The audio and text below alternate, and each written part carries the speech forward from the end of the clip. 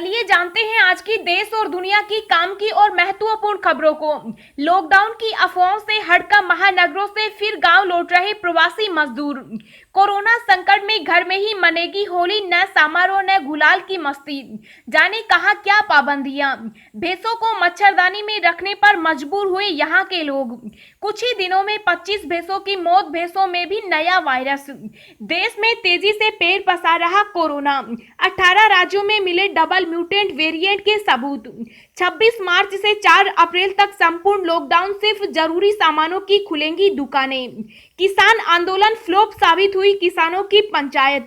मायूस हुए राकेश टिकैत, कहा अब कभी नहीं होगी सभा। जी हां दोस्तों, और भी बहुत बड़ी काम की खबरें निकल कर आ रही है, इसलिए वीडियो को शुरू से लेकर लास्ट तक जरूर देखना। और अभी तक आपने इस वीडियो को लाइक नहीं किया तो लाइक कर दीजिए। तो चलिए वीडियो स्टार्ट करते हैं। लॉकडाउन की अफवाहों से हटकर महानगरों से फिर गांव लौट रहे हैं प्रवासी मजदूर। जी हां, देश में एक बार फिर कोरोना वायरस बेकाबू हो चुका। पिछले 24 घंटों में देश में कोरोना के 47,000 से ज्यादा नए मामले आए हैं। बढ़ते कोरोना संक्रमण के चलते कई राज्यों में नाइट कर्फ्यू लगा दिया गया। कुछ राज्यों ने लॉकडाउन की घोषणा की है। इसके साथ ही स्कूलों को एहतियातन बंद कर दिया गया।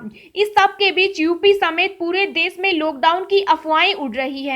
लॉकडाउन की अफवाह के चलते बड़ी तादाद में प्रवासी मजदूर एक बार फिर महानगरों से दोगुना किराया चुकाकर गांव जाने लगे हैं। महाराष्ट्र, गुजरात, दिल्ली, पंजाब, हरियाणा और यूपी समेत देश के सभी महानगरों में रह रहे प्रवासी मजदूरों को बढ़ते कोरोना मामलों के साथ लॉकडाउन का डर फिर से सताने लगा है।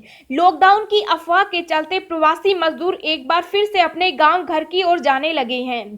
तमाम मजदूर दोगुना किराया देकर अपने घरों की तरफ निकल रहे हैं। हालांकि स्थानीय प्रशासन प्रवासी मजदूरों को समझाने की कोशिश कर रहा है कि लॉकडाउन नहीं लगेगा, लेकिन पिछले साल लॉकडाउन के दौरान दुश्वारियां झेल चुके प्रवासी मजदूर रुकने को तैयार नहीं है।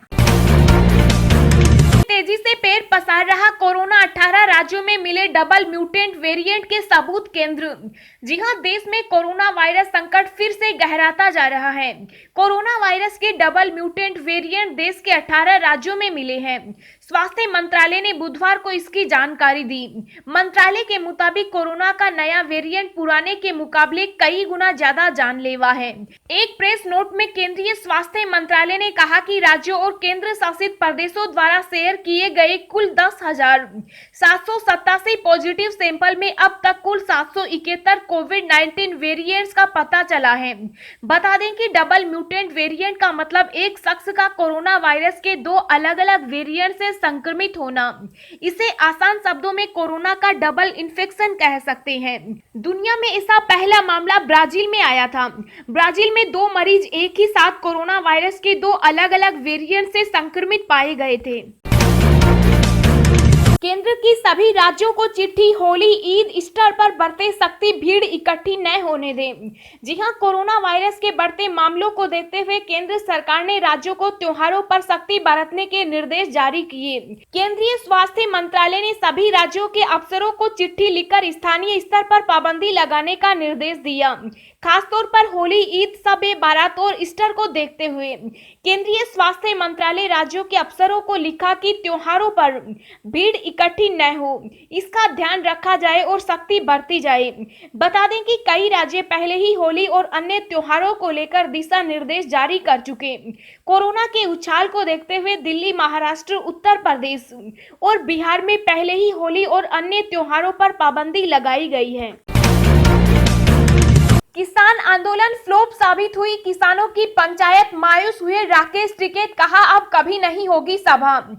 जी हां, केंद्र के 3 कृषि कानूनों के खिलाफ लड़ाई लड़ रहे किसानों ने एक बार फिर दिल्ली में अपनी ताकत दिखाने की तैयारी शुरू कर दी है। भारतीय किसान यूनियन के नेता राकेश टिकैत ने राजधानी जयपुर में आयोजित किसान महापंचायत में कहा, अब की बार किसान दिल्ली में संसद के बाहर ही अपनी फसल बेचकर दिखाएंगे।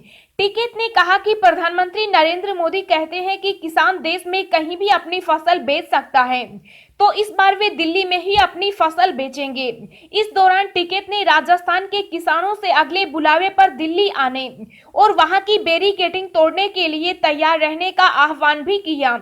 टिकैत ने कहा, अब की बार किसानों की मंडी भी संसद के बाहर लगेगी और फसल भी संसद के बाहर ही बेची जाएगी। टिकैत ने सभा के आखिर में शेष रहे लोगों से कहा कि इस आंदोलन ने भाईचारा दिया है, जिसे सभी को बनाए रखना होगा। उन्होंने कहा, अब आंदोलन में जय राम और जय भीम के नारे साथ लगेंगे। उन्होंने देश बचाने का आह्वान करते हुए कहा कि अल्लाहू अकबर और हर हर महादेव के नारे भी साथ लगाने होंगे। जयपुर में किसान महापंचायत को लेकर बड़े बड़े दावे किए गए थे। राजस्थान जाट महासभा के कुछ नेताओं ने तो इस रैली में 1 लाख तक की भीड़ जुटने का दावा कर दिया है, लेकिन जब सभा शुरू हुई तो किसान नेताओं के चेहरे मुरझा गए। रैली में 2500 से भी कम किसान समर्थक पहुंचे और राकेश टिकैत के भाषण के वक्त तो गिने चुने लोग ही सभा स्थल पर बचे थे। बड़ी खबर, दिल्ली में और सख्त हुई बंदी से सार्वजनिक स्थानों पर होली, शब बारात और नवरात्रि मनाने पर रोक। जी हां, कोरोना के लगातार बढ़ते मामलों को देखते हुए दिल्ली सरकार अब सख्त हो गई। केजरीवाल सरकार ने आदेश दिया है कि दिल्ली के एयरपोर्ट, रेलवे स्टेशन और बस अड्डों पर अब कोरोना की रैंडम टेस्टिंग होगी। इसके अलावा ऐसे पॉइंट पर भी रैंडम टेस्टिंग होगी जहां पर प्राइवेट बसों का जमावड़ा लगता है। वहीं राजधानी में सार्वजनिक स्थानों पर होली, शब बारात और नवरात्रि के मनाने पर रोक लगा दी है। दिल्ली सरकार के इस आदेश के तहत त्योहारों के दौरान दिल्ली में किसी भी सार्वजनिक स्थान, public ground, public park, market या धार्मिक स्थानों में त्योहारों के दौरान सार्वजनिक उत्सव, लोगों के इकट्ठा होने और जलसा मनाने पर पाबंदी रहेगी। दोस्तों, अगली खबर जानने से पहले आपसे एक रिक्वेस्ट है कि इस वीडियो को बनाने में मुझे बहुत ज्यादा मेहनत लगती है, तो इस मेहनत के लिए वीडियो को एक छोटा सा लाइक जरूर करें। महाराष्ट्र के बीड जिले में 26 मार्च से 4 अप्रैल तक संपूर्ण लॉकडाउन, सिर्फ जरूरी सामानों की खुलेंगी दुकानें। जी हां, कोरोना वायरस ने अपने बढ़ते प्रकोप के कारण देश में कोहरा मचा रखा है। यह हाल देश के कई राज्यों का है, इनमें महाराष्ट्र का नाम भी शामिल है। कोविड-19 के मामलों में वृद्धि को ध्यान में रखते हुए महाराष्ट्र सरकार सख्त है। इस बीच महाराष्ट्र के बीड जिले में लॉकडाउन लगा दिया गया। जिले में लॉकडाउन की अवधि 26 मार्च से 4 अप्रैल तक रहेगी। जिला अधिकारियों ने लॉकडाउन पर दिशा निर्देश जारी करते हुए कहा कि इस दौरान मैरिज हॉल, होटल सहित सभी कार्यालय बंद रहेंगे। लोगों को घरों से बाहर निकलने की भी मनाही रहेगी। वहीं किराने की दुकानें, दूध और दवा जैसी जरूरी वस्तुओं की दुकानें खुली रहेंगी। इसके अलावा सभी स्कूल, कॉलेज बंद रहेंगे। कोरोना संकट में घर में ही मनेगी होली, न समारोह न गुलाल की मस्ती, जाने कहां क्या पाबंदियां। जी हां, देश में कोरोना ने एक बार फिर रफ्तार पकड़ ली है। बीते 24 घंटों में कोरोना के 47,239 मरीज मिले, 23,913 ठीक हुए और 277 की मौत हो गई। यह लगातार 5वां दिन था जब नए केस 40,000 से ज्यादा रहे। मौत का आंकड़ा भी इस साल सबसे ज्यादा है। इस बीच केंद्र सरकार ने अंतर्राष्ट्रीय उड़ानों पर लगी रोक को 30 अप्रैल तक के लिए बढ़ा दिया है। देश में अब तक 1,17,33,594 लोग इस बीमारी की चपेट में आ चुके। इनमें से 1,12,03,016 मरीज ठीक हो चुके, जबकि 1.60 लाख ने जान गंवाई है। कोरोना के चलते पिछले साल की तरह इस साल भी लोगों को घरों के भीतर होली मनानी पड़ेगी। कई राज्यों ने अपने यहाँ पब्लिक प्लेसेस पर होली खेलने पर रोक लगा दी है। दिल्ली में किसी तरह के सार्वजनिक कार्यक्रम आयोजित नहीं किए जा सकेंगे। मुंबई और चंडीगढ़ में भी ऐसे ही नियम बनाए गए हैं।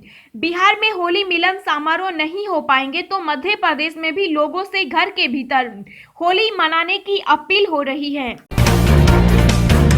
सोने और चांदी की कीमतों में आई बड़ी गिरावट, फटाफट चेक करें नए रेट्स। जी हां, होली से पहले सोने और चांदी में निवेश करने का अच्छा मौका है। दिल्ली सराफा बाजार में आज सोने का दाम 149 रुपए गिरकर 44,350 रुपए प्रति 10 ग्राम पर आ गया। सोने की चाल पर चांदी भी रही। दिल्ली सराफा बाजार में चांदी की कीमत 866 रुपए की गिरावट के साथ 64,607 रुपए प्रति किलोग्राम हो गई। पीएम मोदी ने पत्र लिखकर पाकिस्तान दिवस पर इमरान खान को दी बधाई, साथ ही दी एक नसीहत।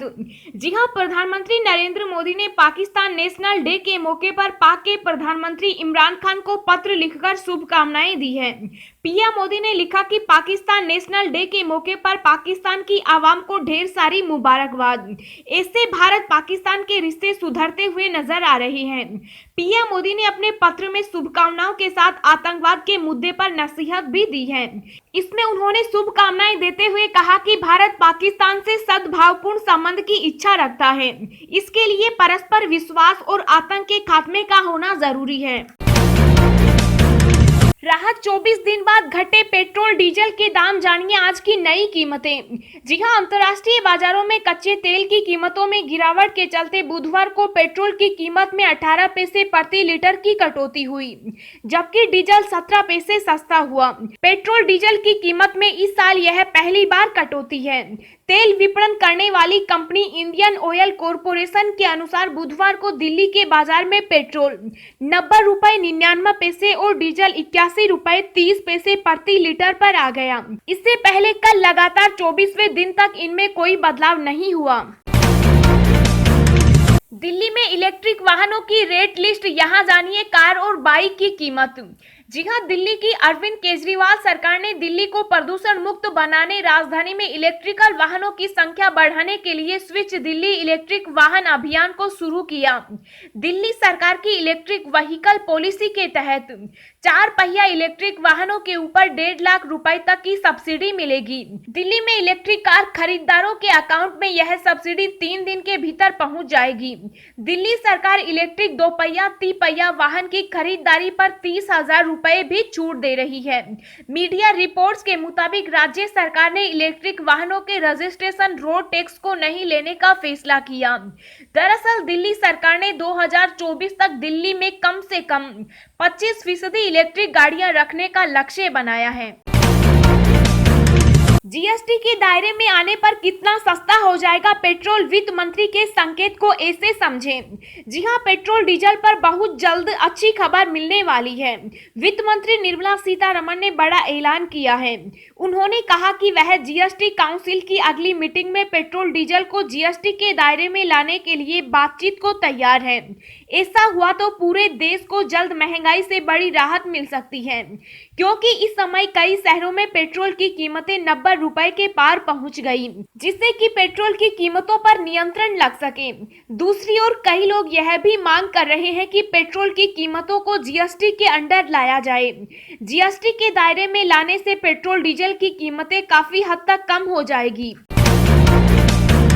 भैंसों को मच्छरदानी में रखने पर मजबूर हुए यहाँ के लोग, कुछ ही दिनों में 25 भैंसों की मौत से मचा हड़कंप। जी हां, ओडिशा के केंद्रपाड़ा जिले में पिछले कुछ दिनों से एक के बाद एक 25 भैंसों की मौत हो गई है। किसान डरे हुए हैं कि आखिर ऐसा क्यों हो रहा है। स्थानीय अधिकारियों की माने तो भैंसों में बीमारी के कारण मौत हो रही है। इसे रोकने के लिए जरूरी कदम भी उठाए जा रहे हैं। पशु चिकित्सा अधिकारी ने बताया कि कुछ अन्य गाँवों में इस बीमारी का प्रकोप बताया गया है। यह थाइरियोसिस होने की आशंका है जो संक्रमित जानवरों के संपर्क में आता है। उन्होंने कहा, प्रभावित क्षेत्रों में जानवरों को टीका लगाया जा रहा है। हमने भैंस मालिकों को सलाह दी है कि वे मच्छरदानी से उन्हें कवर रखें। हालांकि कुछ स्थानीय लोगों ने आरोप लगाया कि इतनी मौतों के बाद भी राज्य सरकार निष्क्रिय है।